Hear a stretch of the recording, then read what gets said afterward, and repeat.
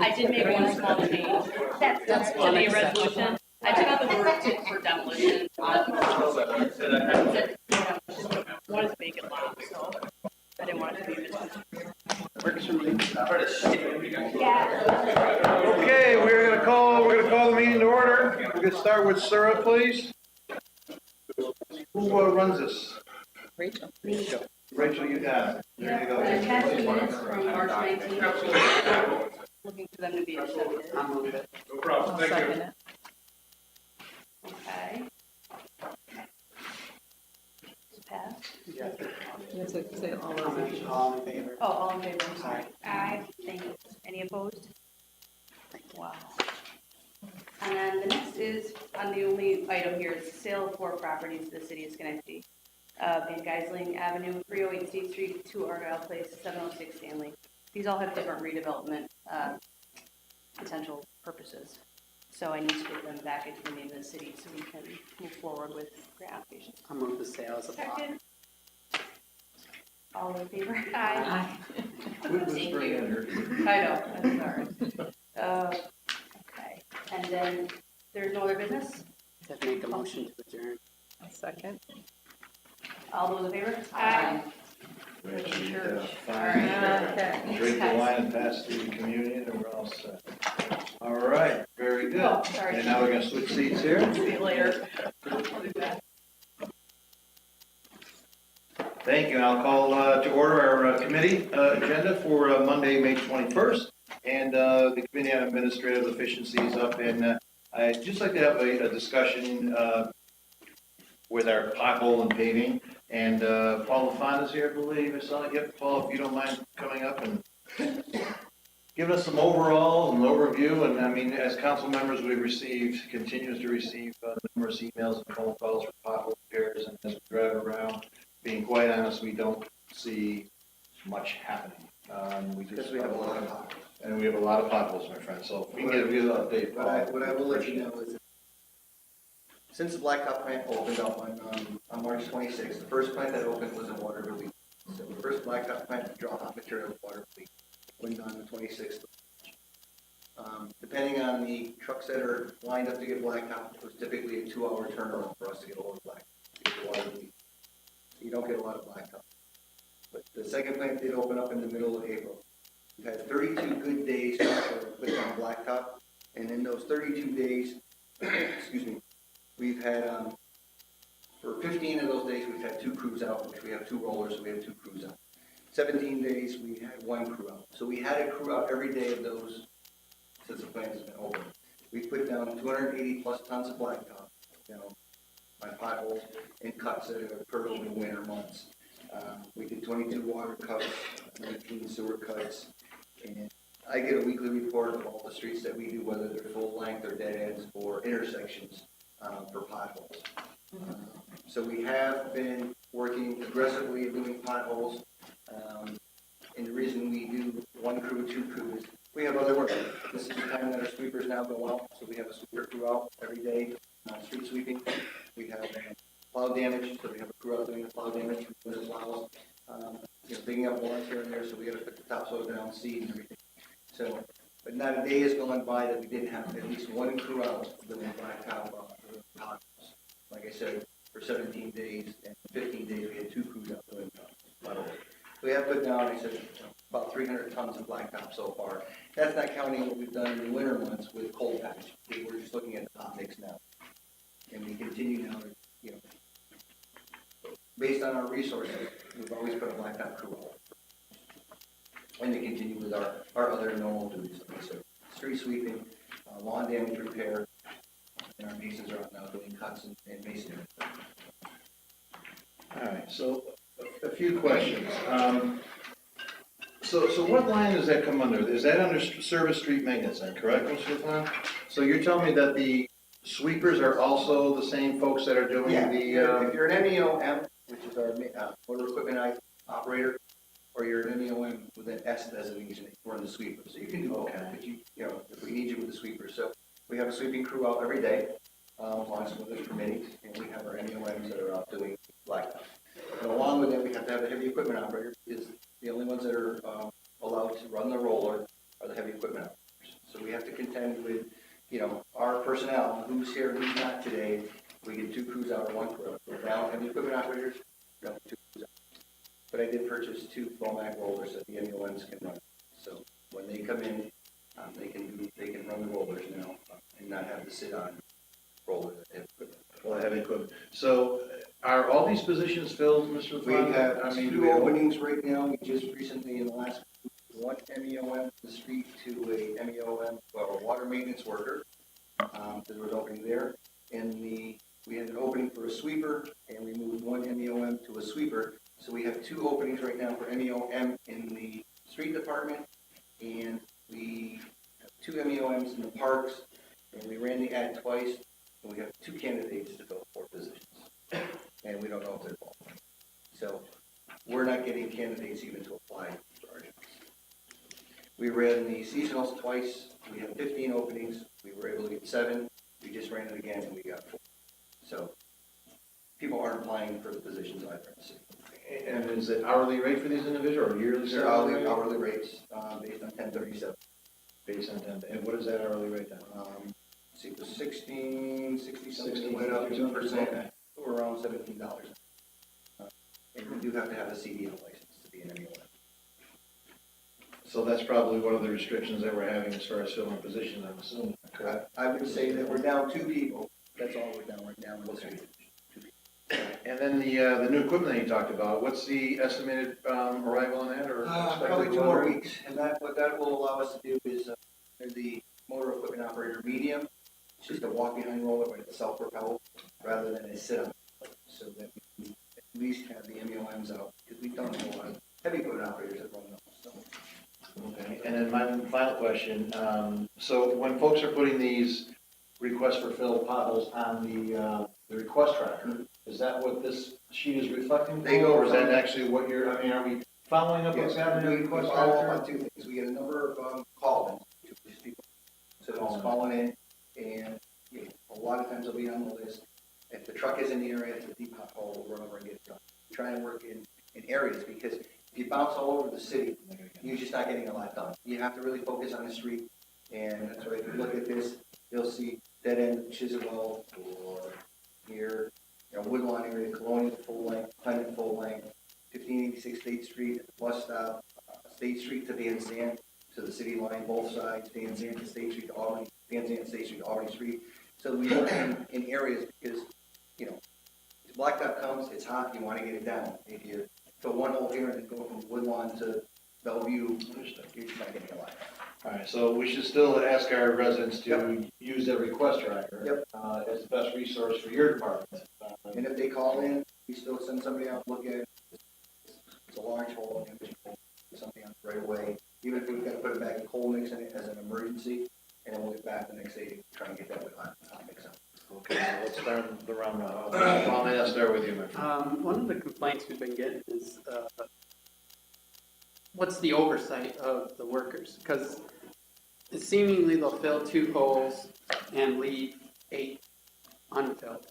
And To leave 8. it's kind of like, that's a lot of the complaints we're getting, honestly, at least me, is that they'll say they filled a couple holes and they left a bunch unfilled. And I guess if that happens, they get a call. Okay. Okay, so we can check out it. But there are 2 foremen in the street department.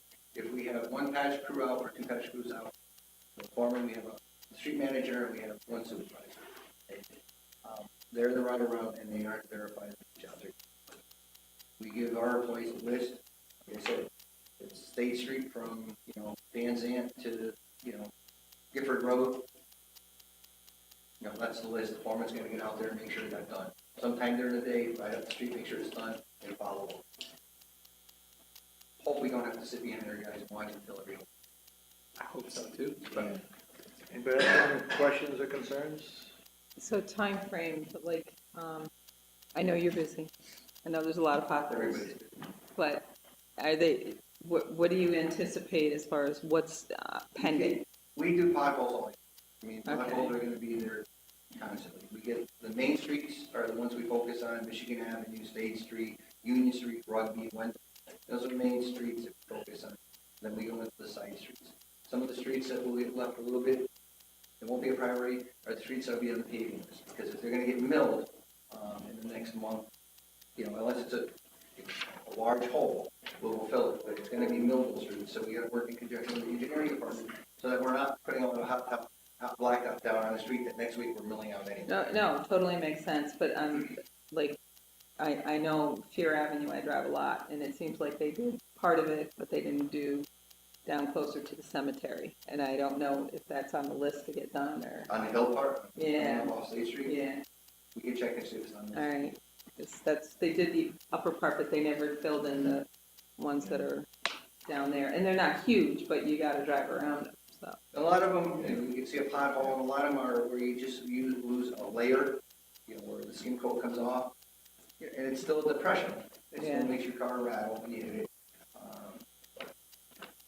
So I got quite a few, so I'll make sure I send them to you tomorrow. Ms. Perez? Yeah, I know, we don't want to talk about every pothole in the city. No. No. But one of the things you just kind of perked my ears is that the mill and fill on Gilderland Avenue, it needs some attention. It has got some major craters in it, and I know that it's going to be redone, but it needs attention. And that's on a so that separate it's list, but really first, deteriorating. Federal aid project. Yeah, but I mean, I'm talking like Now. craters now Craters? need to be filled. They can't wait until the federal. If there are craters, we will get on those, Yeah. because we don't want people to damage their vehicles. We do want to get the craters fixed. So I'll have them look at. That would be great, thanks. Shouldn't that be the contractor on that one, though, or Paul or Chris? Yeah, I can reach out to Chris. Thank you very much, I see you're on your phone. Who Some had, of them had nothing to do with the street cuts. oh, didn't have, oh, I thought it was the same, because I know that No. is bad. Ms. Porterfield? So, as we all know, we have major potholes. And some people have called me and said, listen, I've been damaged to my car as a result of hitting a pothole. So what happens at that point? And I guess that's probably more of a question for. Well, they do file a claim. We have a procedure. Okay. They have to file a claim with the city. And we researched it to see if there's any prior written notice with regards to that pothole that goes through law. As any claim eventually comes through. Oh, so we had to have known about it in order for the final claim.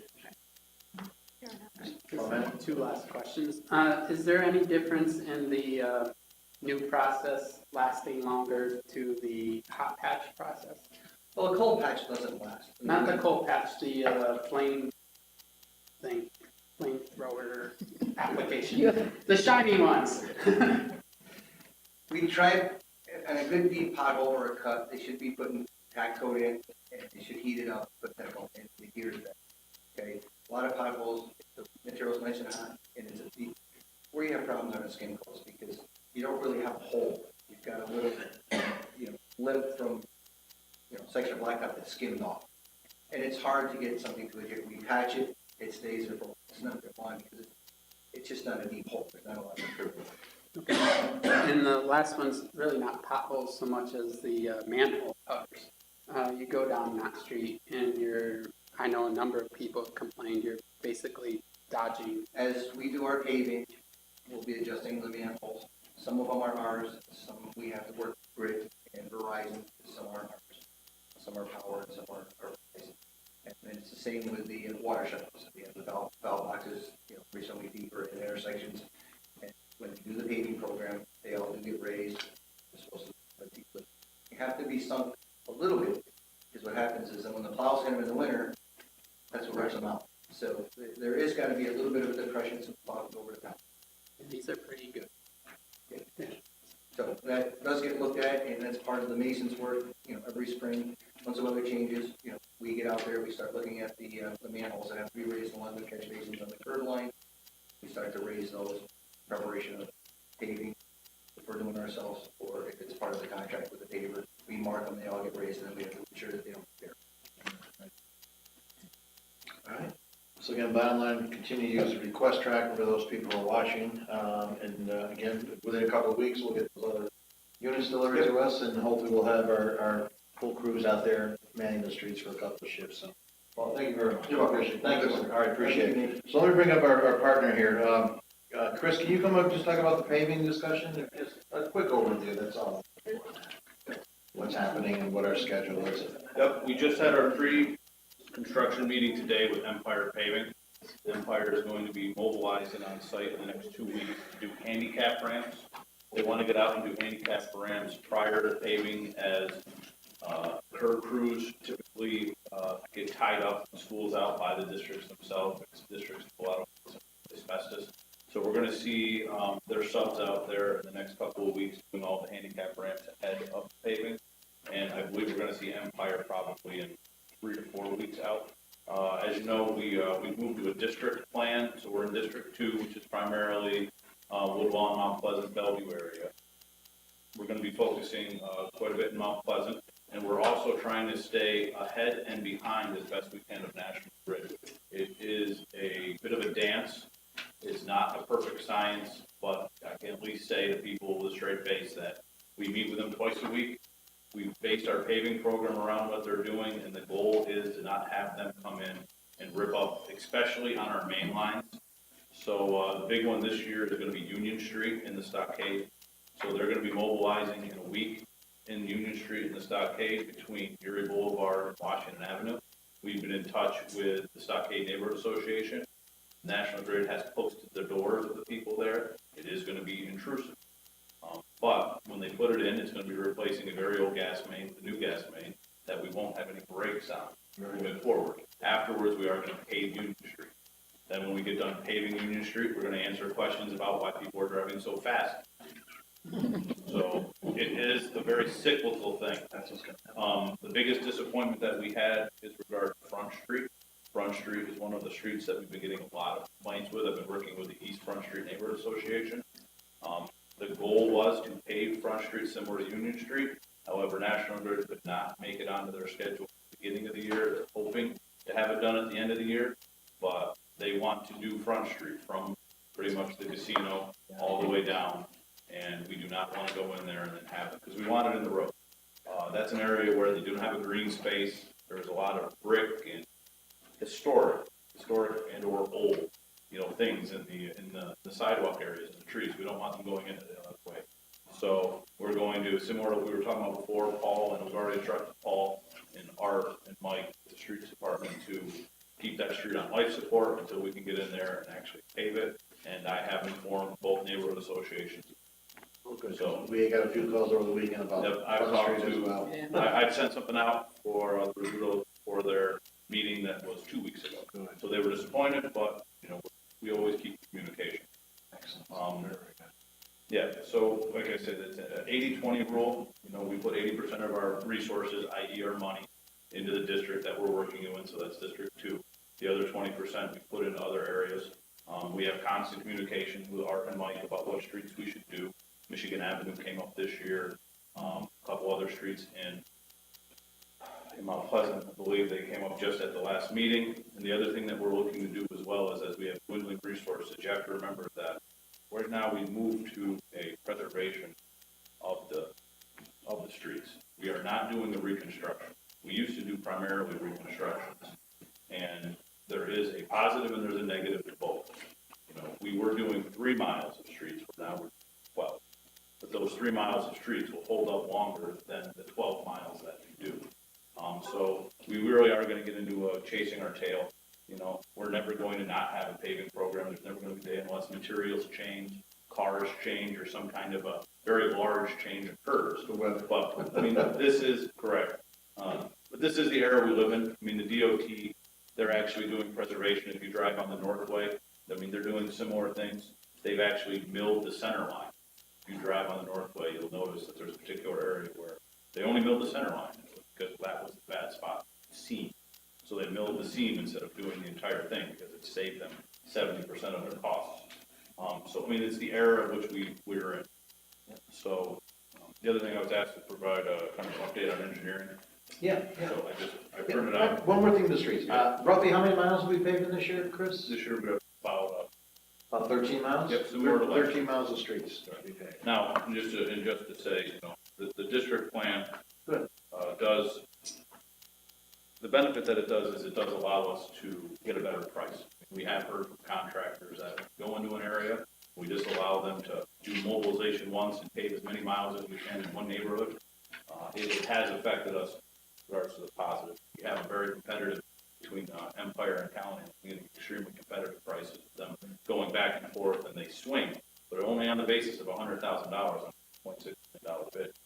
So people like doing business with us in the city of Schenectady because they like our program. And then we do leave some in reserve so that, we can always be ready if certain things occur. We always don't maximize and spend every dollar. So there's always a chance as roads get worse or we find out more. Make sure you reallocate. Very good, thank you. And again, this is our monthly where we bring in different department heads. I did ask Chris to speak about what's happening in June. So just a very little bit of an overview, and if anybody has any questions or concerns, so go ahead. Thank you. There's a lot happening. Any questions? Oak Street Bridge. Oak Street Bridge is going well. They did the joint replacements, deck is apart, they finished most of the steel work, and they are pretty much on schedule. I have a meeting with them on Wednesday, I just talked with them today. Like I said, but at the last meeting, all the substructure is done, but now they're on the deck, they're actually craning pieces of, they're removing sections of deck and the joints to put crane down so they could put more steel in, some of the sidewalk pieces that were gone, but they're doing quite well. Going to be close to schedule, So time frame, I was asked not to give a time frame. okay, all right. Just But asking. it's Okay, closer than it was before. all right. Right. And how about the Michigan Avenue Bridge?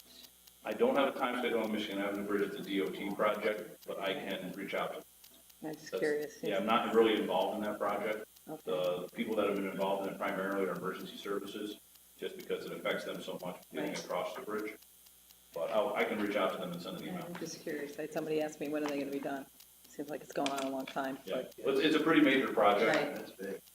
And especially because they can't close the bridge. Closing the bridge would have been extremely beneficial, they would have been done, but they can't.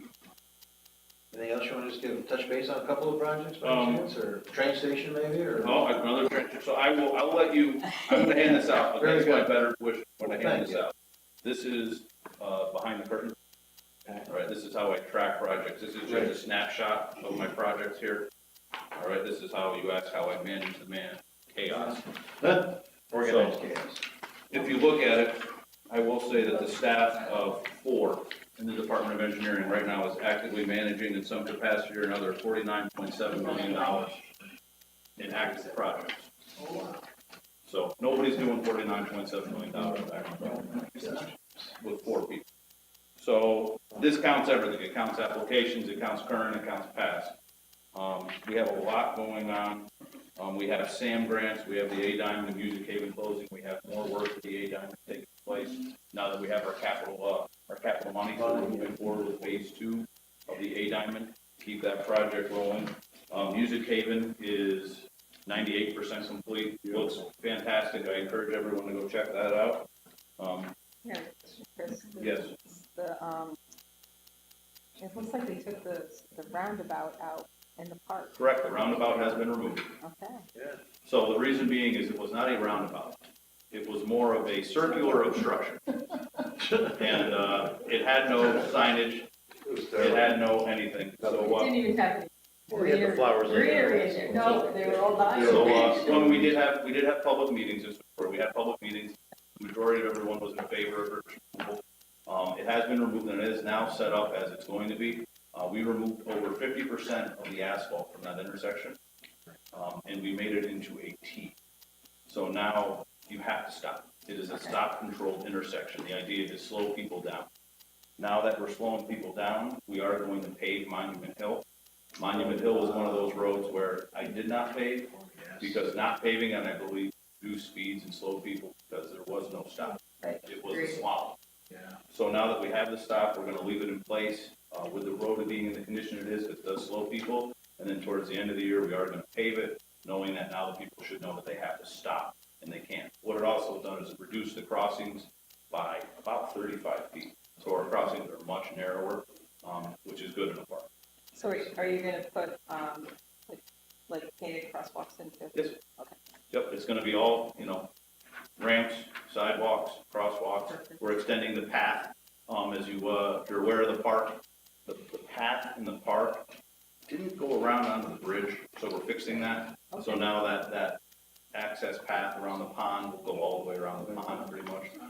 Whereas before, when you got to the bridge, it was kind of no man's land. Yeah. And then we are working on extending the bike trail.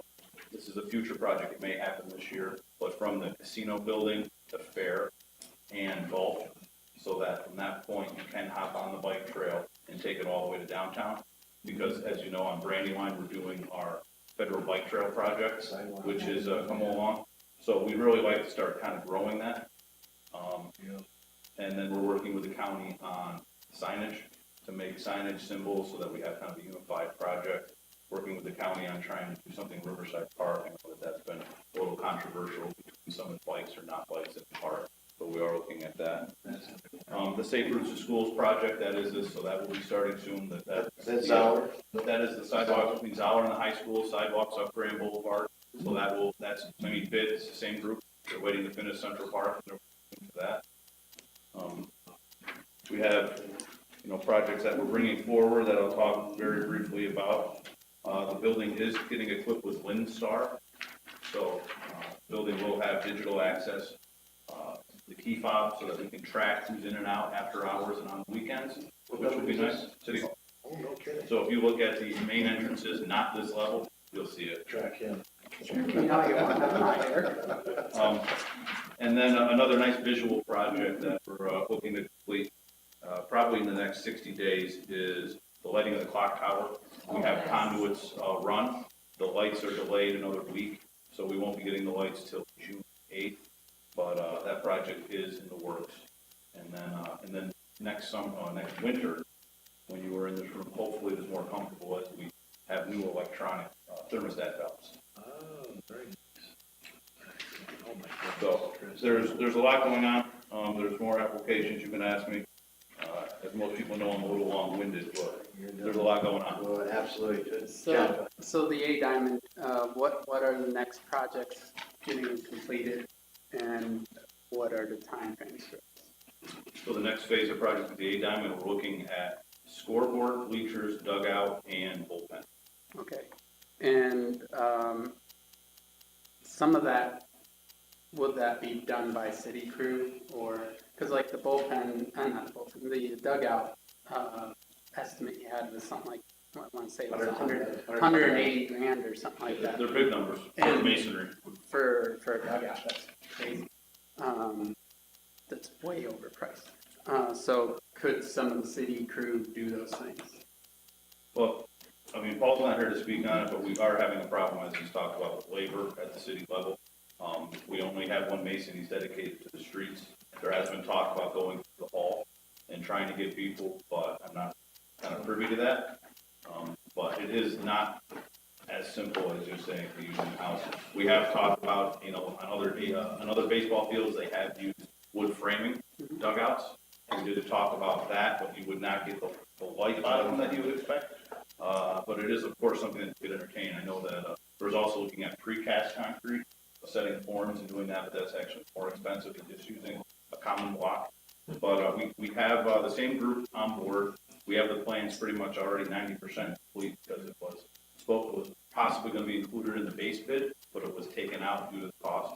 So we have quite a bit done. And then we're also looking at getting bleachers that are, I would say, temporary permanent, which is that we can put them on the sides and then leave, because I know that there was a desire to have, kind of restore the grand bleachers in the back with possibly a press box.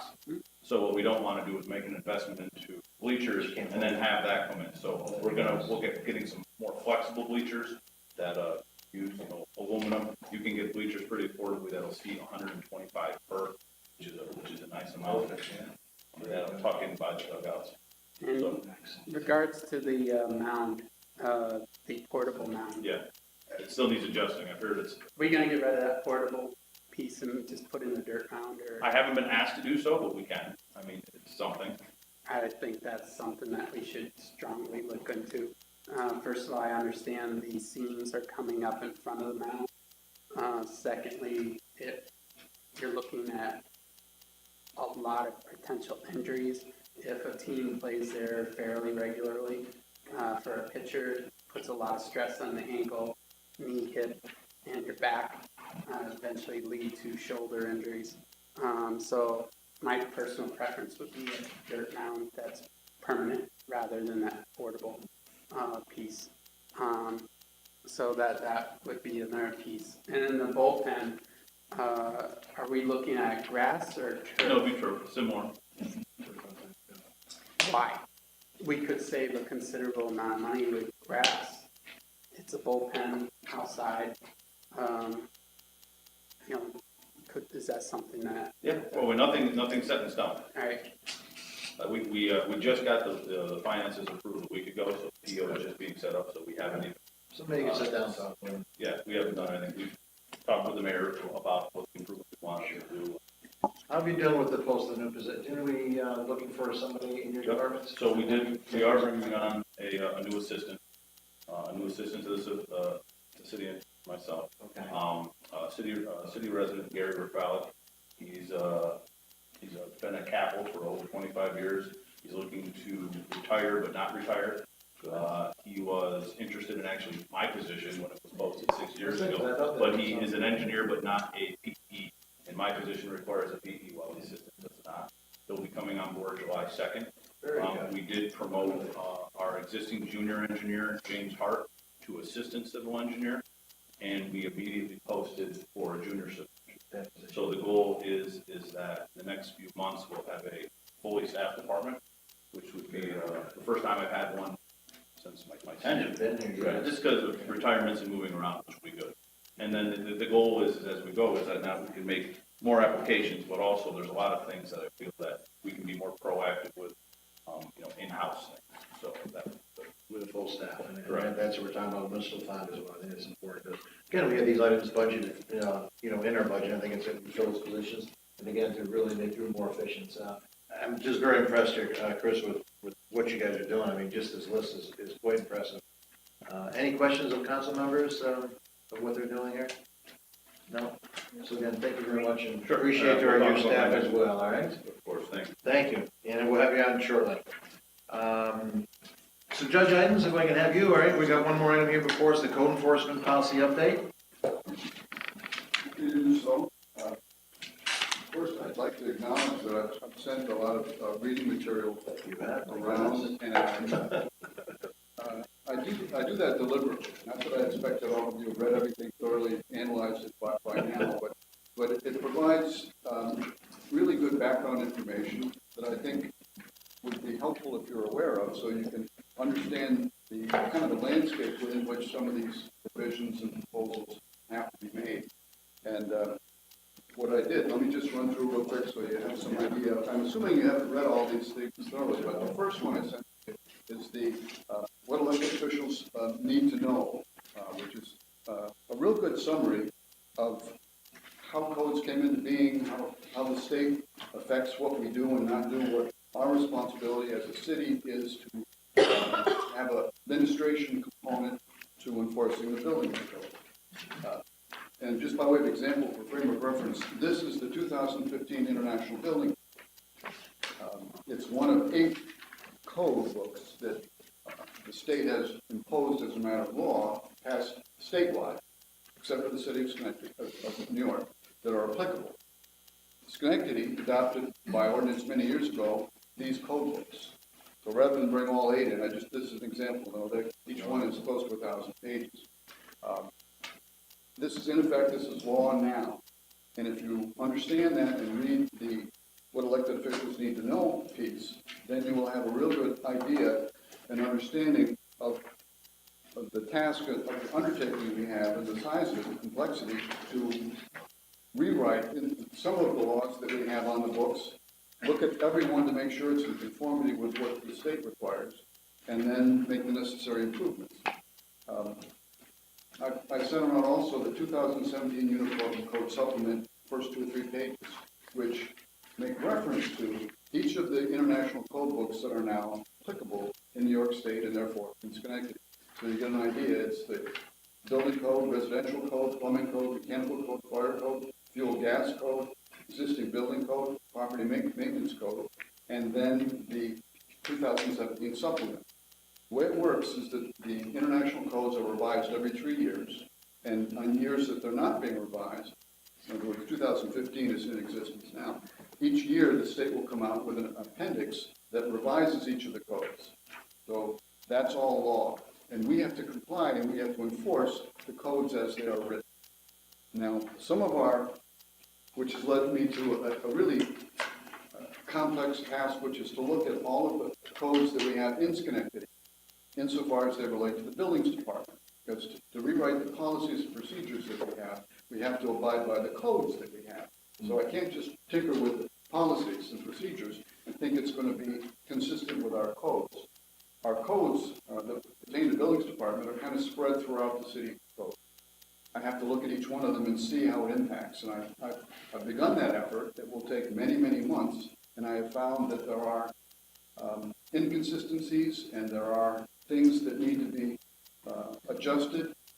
But some of the laws that we've passed have by effect repealed or superseded other laws that we have on this. And what we have in Schenectady has to be consistent with what the state law says. Sometimes there are variances, which is why I go into the detail in what I sent to you that pertains to the definitions of multiple dwellings. If you have the time, read through that material and follow it through as best you can, because multiple dwelling, first of all, isn't defined in the uniform codes. It's we have a definition of multiple dwelling in our code, which is inconsistent with what's contained in the New York State multiple dwelling law. They all have to jive in order to have this make sense and be cohesive. So when we're going to be looking at revising the multiple dwellings, our law pertaining to inspections on multiple dwellings, we have to start with making sure we have the right definition of dwelling. The law is pretty straightforward. It is applicable to us and what we have to do. And we've gotten to this point, and I talked to Carl earlier today, we expect to have for the council 2 weeks from now, the specific multiple dwelling law inspection provision that we think and we would ask that the council adopt. And that will have to then fit together and be read in conjunction with all the other laws that we have on the books. So it's not a quick, easy fix. It's a complex undertaking, and I want to make sure we do it carefully and do it once. Another thing that I sent to you to give you an idea, when we talk about multiple dwelling inspections or any kind of inspection, we have a fire safety and property maintenance inspection requirements list that I sent around. And if you look at that, That's the last you'll page. see the complexity and how exhaustive it is. So when somebody says, well, we should do an inspection of a multiple dwelling, it's actually a very lengthy undertaking in order to do it correctly. And if we're going to do it, we might as well do it correctly. Another piece that I sent around that I wanted you to, as an example, kind of, we've adopted the fire code. In the fire code, in section 506, it talks about key boxes. So some reference that I made last time I was here about taking a look at the key box section. Well, this is applicable in Schenectady now because it's state law. So if our building inspector issues or authorizes or directs that a particular location, because it qualifies under the law, have a key box, which fire safety people can access, then that becomes a policy and procedure that we have, and therefore we implement it without the need for a city code or change or requirement. It's a policy and procedure requirement as opposed to a code or charter requirement. And that's just an example of the kind of analysis that we need to do. And if you read section 506, it's very comprehensive, and it's part of the International Fire Code, so it's in existence on any jurisdiction that adopts it. Just by way of anecdote, most states and municipalities have adopted the international codes as we have. So we aren't deviating from what is really standard procedure countrywide. Another thing somebody might say, well, why don't we adopt stricter standards? Can Schenectady have stricter standards? Well, the answer is yes, but I talk a little bit about it in that material I sent around. It's actually a fairly complex procedure.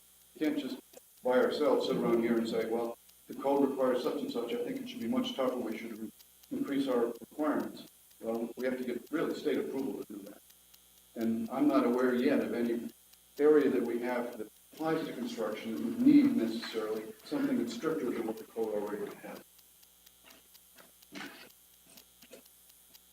Well, the other thing I wanted to just mention at the very end, I talk about the alarm systems, sprinkler systems, and the fee schedules for inspections and landlord certifications and things like that. We've looked at that. We've had some internal discussion about it. We have some plans in place.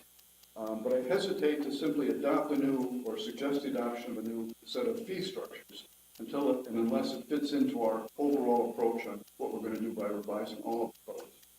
We have a policy and procedure handbook that's pretty good right now. It's consistent for the most part with the codes themselves, but it needs revision in order to conform to the contents of in my judgment, of the building codes. At that point, our policies and procedures and our city codes will be state-of-the-art. In my judgment, it'll be as good as it gets, but it will take time. This doesn't, these issues didn't occur immediately. They've developed over time, and they'll take a little bit of time to resolve. I think it would be a mistake for us to get hasty and just start passing shotguns and some legislation that might be a short-term fix, then we need to address in 6 months and tinker with it. I don't think that's the case, though, in the multiple dwelling inspection. I think we should move on that quickly, and we're prepared to do it. Good. Ms. Brazo? Thank you, that was very comprehensive, and I had asked for an update because when we talked about this, I think it was 2 cycles ago, and you gave us what's been completed and what was underway. 2 of those recommendations were legislation for the council to pass, and I knew at that time the mayor said that they were going to work, law was going to work on it and get something to us. So as I read what you sent today, it looks like, as a city, we have to comply with the overarching laws of the state, and you can opt out, but then there's other things that have to happen. So at this juncture, the 2 things that you recommended that we talked about at the council meeting, which was enacting a city ordinance that conforms to New York State law and requires inspections of multiple dwellings at least every 3 years, and the ordinance that requires annual inspection of every unit with an alarm system or sprinkler system. Has that changed in your opinion, or are those still recommendations you put forward? And is that what you're talking about when you're saying we need to take our time with it, or are these something that the council can move forward with because it's really to comply with the New York State law? The multiple dwelling, I think we will have something for you within 2 weeks that we're comfortable with. Okay. The alarm system is much more complex because there are different kinds of alarms, and the requirements that apply to alarms are spread throughout the law, and it all depends on the use of the particular building. And it's quite complex. It's not capable of 2 or 3 sentences and then it solves everything. It's not that simple. Okay, so the first, but we will address it. The multi-unit in about 2 weeks-ish, and the other is going to take some time. Yes. As part of this effort, I've come to the conclusion, and I mentioned this when we had a staff meeting, I think that a wholesale revision and review of our city codes insofar as they relate to the buildings department would be a very good idea. I think it's necessary, really, for us to bring ourselves current. We have some laws on the books that have been superseded, but are still on the books, yet they're no longer relevant because there's a later law that differs in content. And we're going to have, I think, a code revision that's going to occur shortly, which will go through and make things more searchable and may clean up some of that, but it won't make all of it resolved. We need an internal effort to do that. That will take many months. Some municipalities, I'm aware of, hire outside counsel, and it takes a year, and they spend $100,000. I'm trying to take care of the essentials, the basics, on the fly as I find them, and as I read through all of our codes and try to make sense of it.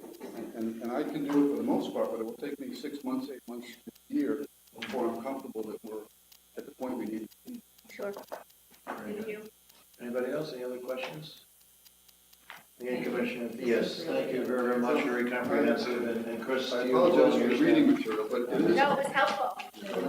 Yes, thank you very much. Thank you, both of you. Thank you, sir. All right, and with that, there's nothing else to come before administrative efficiency. I need a motion to adjourn. John, Karen, ZW, all in favor say aye. Thank you, we are adjourned. I guess I'm gonna open up public safety, Yes, please. and Chief Clifford. Let's see, I spoke to Chief Clifford a couple hours ago on the phone. Yeah. He took the day off, he's at home, he had a police-related emergency. Spoke about. I asked him if he was coming tonight to the meeting, he wasn't aware that he had it on the agenda. So I'll we spoke, and fireworks too. Got confused. I think he did too. I think there was probably just a miscommunication, misunderstanding, so. No.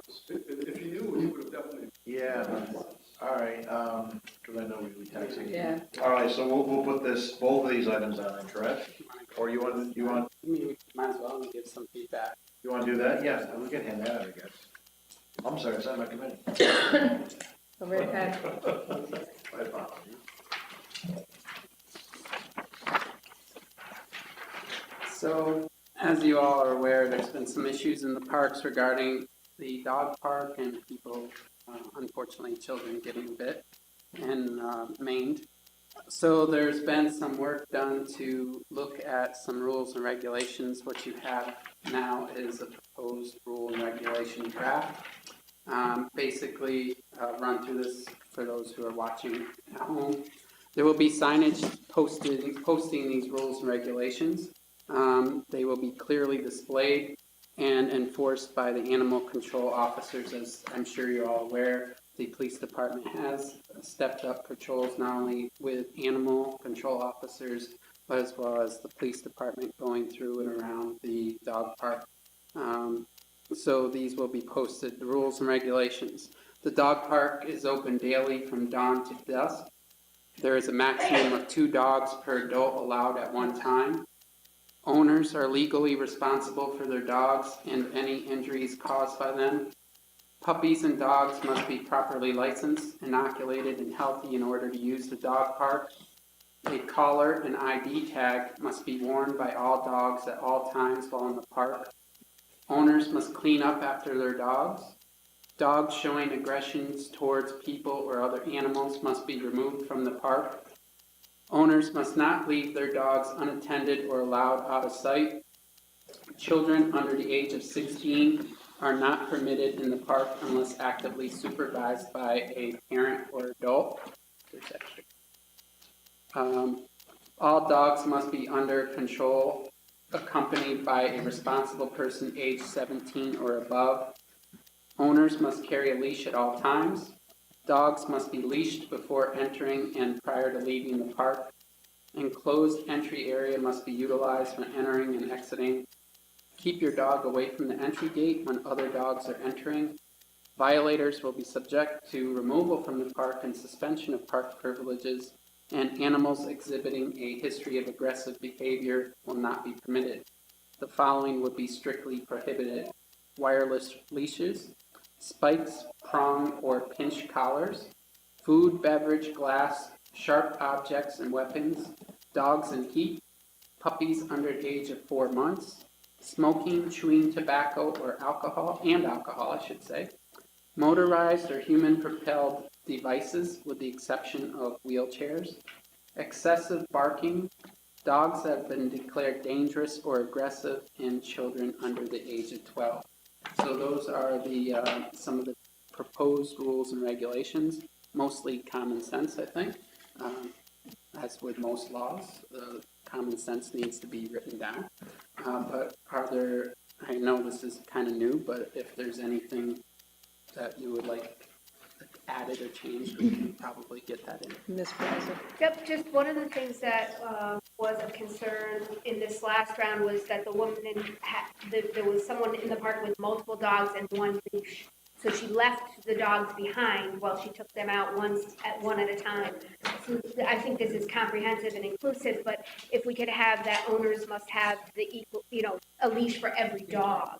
Each dog must have a leash. Well, it Right, says each all dog. dogs must be leashed, so I think that covers it. Okay, but it just says owners must carry a leash at all times, so I just, a leash for each dog would cover that and be more,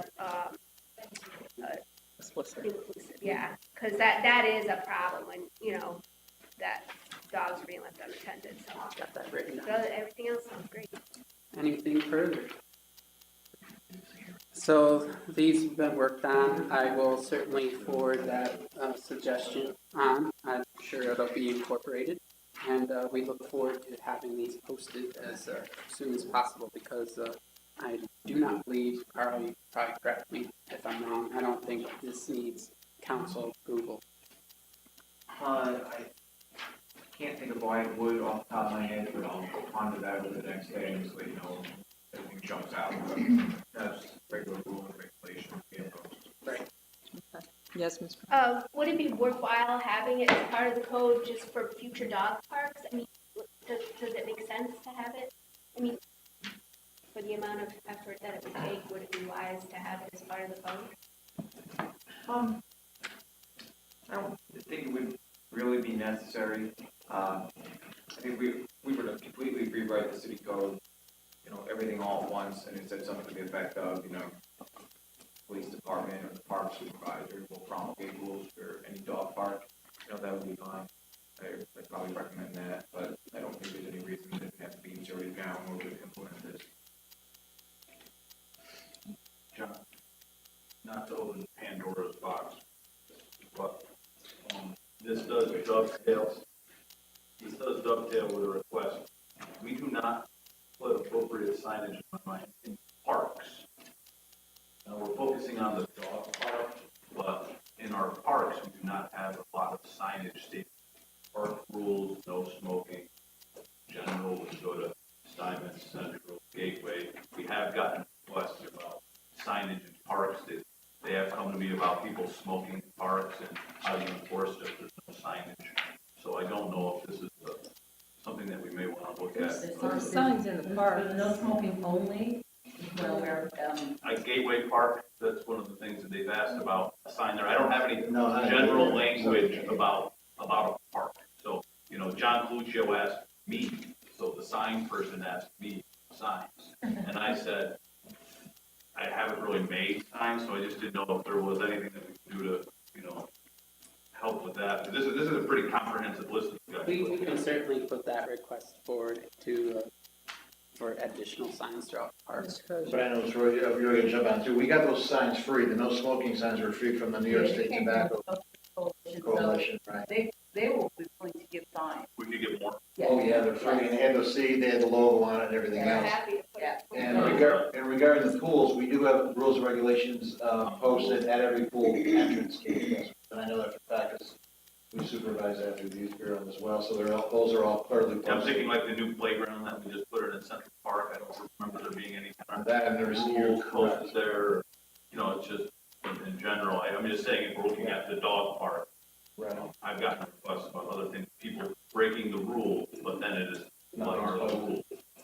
So I would be open if you wanted to send me an email about smoking, because what we're getting complaints about is people waiting for the bus and the CDTA smoking. Okay, thank you. Yep. And just one other thing, Simon's Park has been asking, they have the rules, they're ready. They just been waiting for the city to actually put them on a sign for them. So that's a wait. So I don't know if that's something we can go get from John, but that's, since they did the new, Pavilion and all that. pavilion and all that stuff, yes. Okay. Anything else? Motion to adjourn. If I could just frame the firework item, I know that Oh, she's not oh. here to speak I was to it. gonna table that. Yeah, I just, if Okay. I could frame it for the public so they know why I was on the Okay. agenda. At the Bellevue meeting, Bellevue Preservation League meeting, last year, before, I can't remember. Chief Clifford was there. Right. And, we just started into a conversation about fireworks and the amount of fireworks in the street. I know 5 houses down from me, there was a professional fireworks display in the middle of the street around parked cars and other houses, and one shot off into one of the houses, and they blew off 2 M80s, and it was really scary. It was disturbing. So, and I know that the chief doesn't have any magic, bullet to fix it, but I thought we might talk. It also came up that the fire department used to patrol the streets, and so I did talk to the chief today, and that actually just happened 1 year. Very busy night for the fire department. 2, he's committed to education when possible when they're out on their calls. So, and we'll hear more from Chief Clifford, but I just thought, why not talk about it? Why not brainstorm? Why not see if we can come up with something? I know we have limited resources and it's really busy, but I think it's worthy of discussion every year if we can, because if we can improve, it's a good thing to improve. So I'll look forward to talking about that in a couple weeks. So we have a little additional information on that. Sorry, we'll certainly discuss this, I know we will. Yeah. But the Chief Clifford is fully welcoming, bringing additional patrols throughout the neighborhoods. In regards to enforcement, one of the big issues is the illegal fireworks being trafficked into the state to begin with. He's going to reach out to his counterparts at the state and other levels to try to increase enforcement of that, because if you stop it in the first place, come here, certainly that's not going to stop everything, but if the state can do their part, that'll help us with our limited resources. So he's going to do that. In regards to the fire department, I do know that there were some concerns of the patrols being out of position in case there was a fire. So that's something that is a concern with the fire patrols. But certainly Chief Clifford and the police department are going to up their game to speak, but also reach out to those that would be appropriate to stop it in the first place. So I think that's a good first step, and we'll have a nicer conversation when they're here. We'll table this for 2 weeks, and the chief will be here hopefully in 2 weeks, and we can continue that. So, now, okay, a second. All in favor? Aye. All right, we're officially adjourned. Except I'm on that committee. Sorry. Call to order the Finance Committee. The first item is the FEMA Hazard Mitigation Grant Program for the stockade elevation.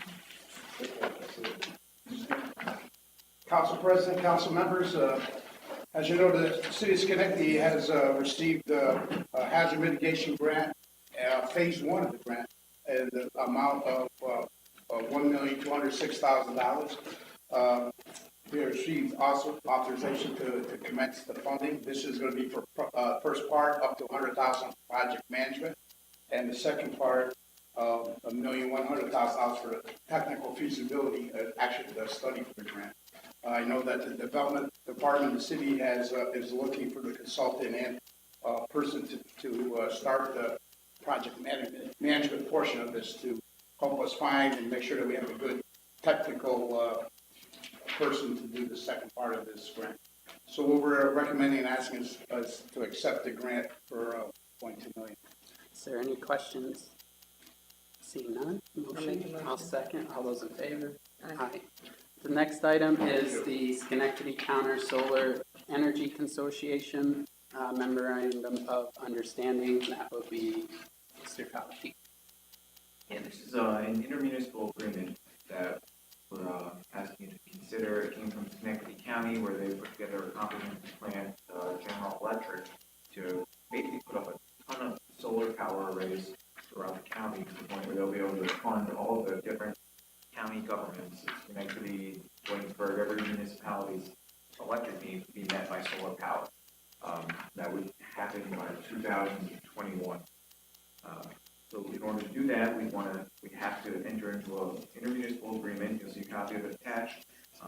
All the different municipalities are being asked to do the same thing, and also authorize solar arrays to go up to city facilities at one at Anthony Street and the other and Avenue Lane. Are there any questions? Ms. Perazzo. Well, will there be other sites, and are there neighborhood meetings in relationship to any neighbors being concerned with their placement, things that, I mean, I'm all for solar, but I also have a friend who lives in a rural area, and a local farmer wants to put up 800 acres of solar panels. It's like across from her house, and she's freaking out. So I can only imagine that other people have concerns sometimes. So what is the process of letting the neighborhood know, or choosing future sites or things of that nature in the city? Oh, they couldn't put anything in the city without our consent. Mm-hmm. So part of this is first it's an intermunicipal agreement, and any land that we're gonna lease out for this purpose has to be approved by the mayor and the council. I don't know any detailed, plans that they have in terms of outreach and whatnot, so I can't, that doesn't mean But it would that come they before don't the exist. council, the placement of it. Yeah. So people could certainly speak to us if they have concern or whatever. Yeah, absolutely. People can lease give out, sell, lease, whatever interest in city property, that the council has to sign off on.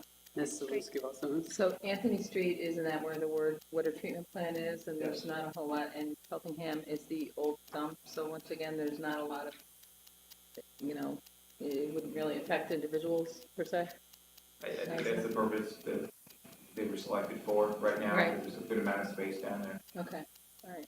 And certainly, this is a major component of the environmental and sustainable development plan we have in place in the city to mitigate CO2 and make our environment even better. Yeah, Mr. and Kosher. again, it just continue the cooperation and shared services with Schenectady County as the lead agency. I think we've got an excellent relationship with them. And back in 2007, I was the first chair of the countywide shared services committee, and they've made great strides.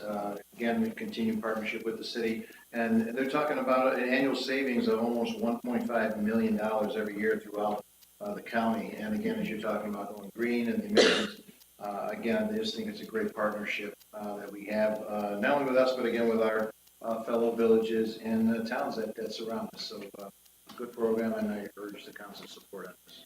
Make a motion. Second. Oh, I'll make the motion. I'll second. All those in favor? Aye.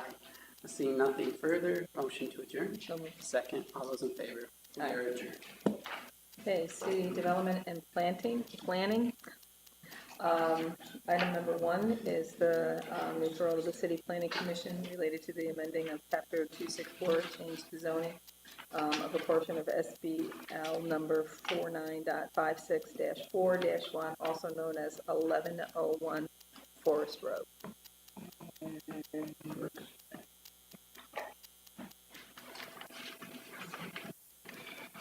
Hello, Council. President, Kristen is not here to make it today. She's not well. Just like to add to this request that we pass, that you guys pass a negative declaration on the state environmental quality review, which is also called the secret. In addition to doing this, there's not much to do. So. I'll move it. No question? I'll second it. And I just want to, just another quick, this is for the Boys and Girls Club, Yeah. future site, that's going to be located in there. Again, just another form of partnership with the city, working with the Boys and Girls Club, who provide tremendous services to our youth. And again, there's the council support. Second. All in favor? Aye. Okay, so moved. Thank you, Curtis. And we did the negative declaration. He included He that. included in it. Do I have to have a separate on it? Yeah. Okay, so then I need to make a, I'll move it. Second. so, all in favor? Aye. Aye, so that's a negative declaration on the seeker. I know, well, I thought it was all together. We put it all together, so we can't. Thank you. These are good. Thank you. Item number 2 is approval of a master agreement between New York State Department of Transportation and the city for Brandywine Avenue safety. Chris, you're up on this one. Mr. Ryan. So 2 years ago, the city of Schenectady made an application for highway safety improvement money to improve Brandywine Avenue between I-890 and State Street. The application was granted and approved, and this is the master agreement with the state to start the project. Right now, the funds that are secured are for design. We have Creighton Manning on board for this project and the next project to do design services. Once we have a master agreement signed and approved, we'll start design services. Construction of this project is not until Any questions? I will move it. Second. All in favor? Aye. Okay, and then the other one is the master approval between New York State Department of Transportation and the city for Knott This Street. was a transportation improvement program solicitation made also 2 years ago, possibly 3 years ago. I pushed this out now due to the workload that we had. This is intersection improvement project to look at replacing and improving the five-legged intersection at Mount Rosa and Wendell, possibly reducing the crossing distances, as there are some quite large crossing distances there, and then adding push buttons, timers, and pedestrian heads. Now that we have Ellis, Oneida, Schenectady High School, Union College, Rush Street Gaming, Mohawk Harbor, I mean, this is on a very busy corridor. Yeah. So, we'd like to improve the signal, the striping, the accommodations at the intersection. Great idea.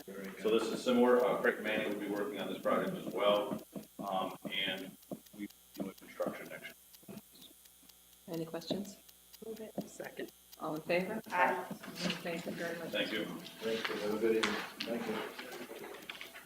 Okay, next up is, affirmative action Q1 report. Mr. Barr?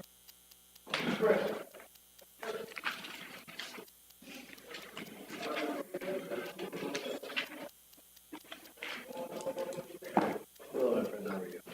Very good, thank you.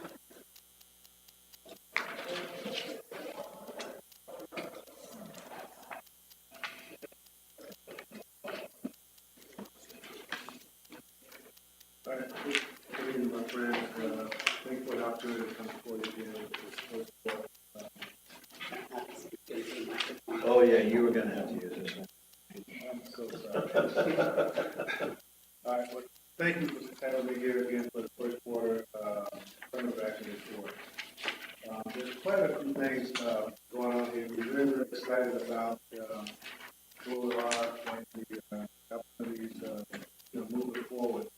I know we've been, in the lengthy meeting so far, so I'll go through this as best we can. But the status, some are all, some of the basic stuff, the city still currently has 572 employees, and the demographic breakdown is still, over around 418 white males, 8 white people, 38 black, 9 Hispanic, and 2 black, 9 black females. Also, we have we've been tracking the employment opportunities, as it relates to the postings. And since we started tracking, this stuff, to date, we've had 114 applicants for the various positions that come up.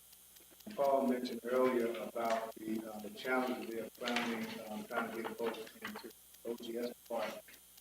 And that's an ongoing process, and there are many reasons why, but we do have a lot of applicants applying for positions, and it is challenging, but just to give you an idea, some of the numbers we've had thus far in the past 5-6 months, we've had out of the 114, 86 were male, 20 were female. Then the demographic breakdown of that was 63 of them were white, 31 black, 8 Hispanic, 5 Asian, 7 American Indian. And this week we just launched our workforce initiative program, where we've started kicking off, 2 phases of the program, where we're introducing city residents, Section 3 city residents, low moderate income residents to the construction industry. And the whole purpose is to take advantage of all the unique opportunities that's going on in the city, and how do we get our constituents to participate in this economic boom that's going on. So the program that launched, it was 2 parts. One was, taking, goals, take 30 residents and introduce them to the industry, going to a very intensive core curriculum program to talk about all the attributes of the industry, what opportunities are there, and also engage them in, particular opportunities. And the second part of it was looking for Section 3 small businesses, small and emerging businesses, and offering a training program for them to actually teach them how to execute their business so they can be more competitive and hireable. So the program has taken off. In the business side of it, we've had 20 firms that started on last Thursday, and it was a tremendous kickoff. And in fact, we got one of the firms here today, Mike Diorio from Cafe Electric.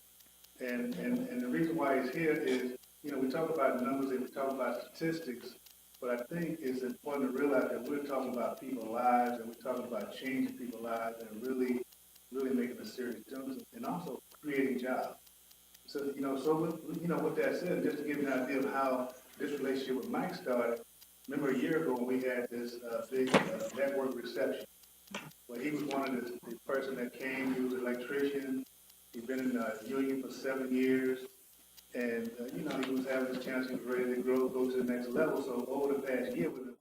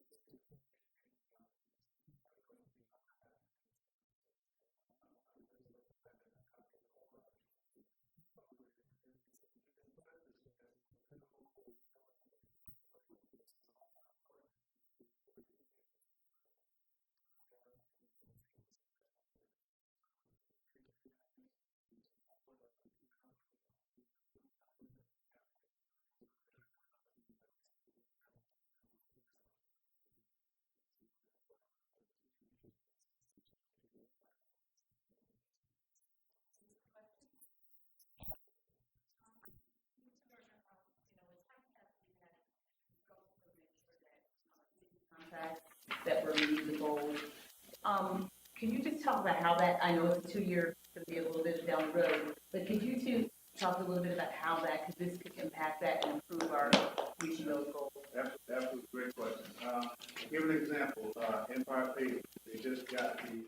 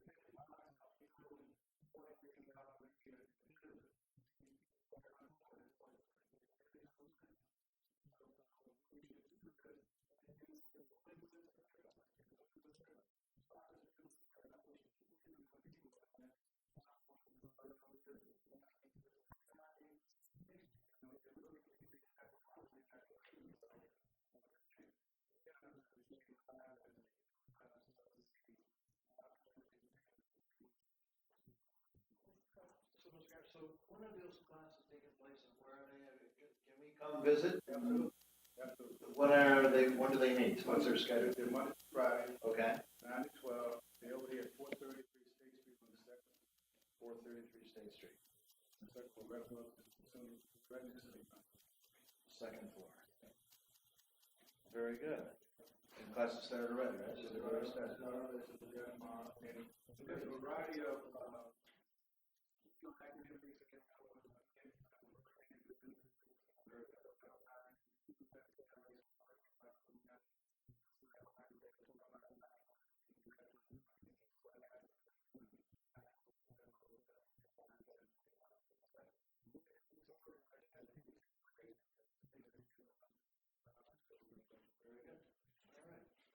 Any other questions?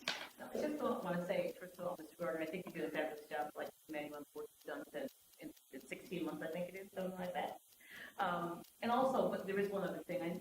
My understanding is that there was someone reached out to you to maybe talk about replicating this model. So Yeah, just mention a little bit about that. yeah.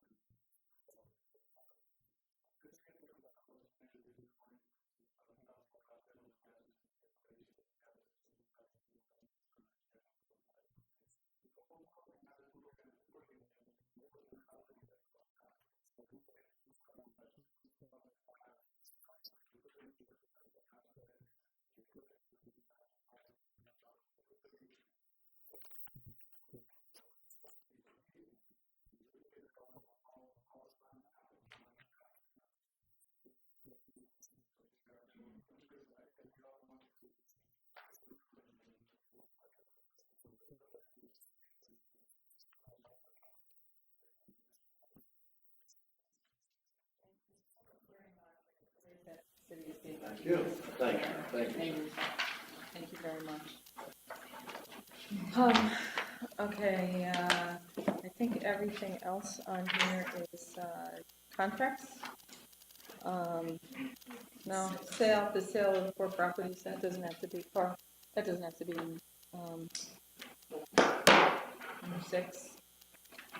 Community builders, It doesn't have to be, no. okay.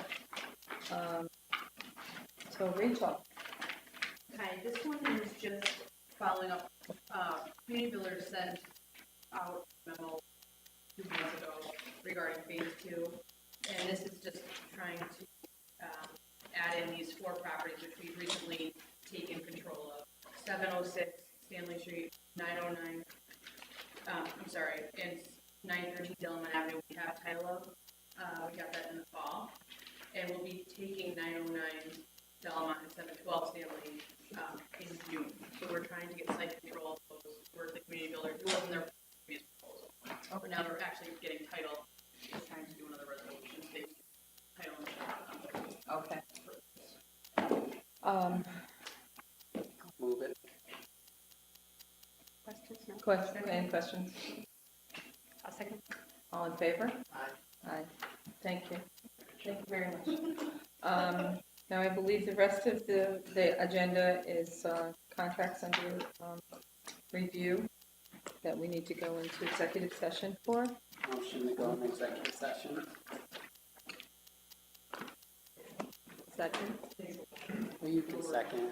You can second. All right. Second, all in favor? Aye. Sorry, just, I know stickler to please say exactly why they need to be. We're in the process of selling, getting the properties. Okay. So it's a contract discussion, and there's financial information on the people that are purchasing that we can't disclose in public. So